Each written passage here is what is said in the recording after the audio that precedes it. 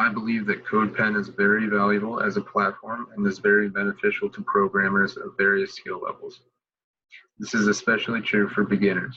I personally am not very talented when it comes to coding, so having a platform where you can view and manipulate code from other users helps simplify everything. Having the ability to edit someone else's code and see the reaction within the animation can help less experienced users learn to code quicker. Another benefit of CodePen's website is how user-friendly it is, which ultimately creates a great overall experience.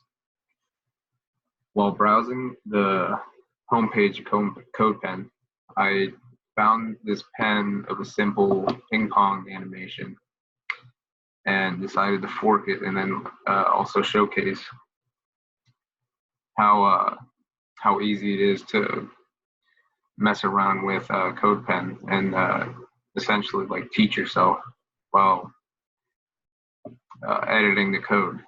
So as you can see, there is a lot in going on in the CSS regarding the animation. But if you just go through and start looking through all the CSS, you could start editing the numbers and percentages all throughout it and see what happens as you do that. And then you kind of learn, almost teaching yourself how all of it's done. So for example, I could do like 58 or something, and it slightly changes the animation, and you can see what, because as you read this, you might not know what this is in the actual image or animation.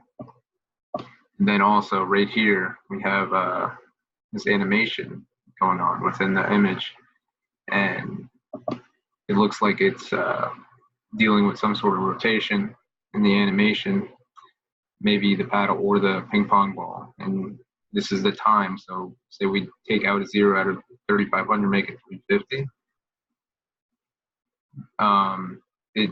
So it affects the speed of the ball and makes it going so fast it's unrealistic. So that is one way you could do that, and then change it back, and then you see.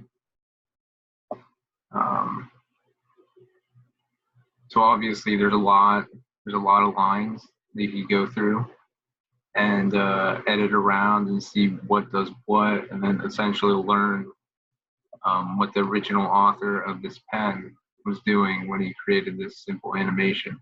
Although after looking at the code, it is not completely that simple, more complex. So this is just a great example of how the coders that are beginning or just starting out or learning the process could manipulate code and essentially learn it better or teach themselves.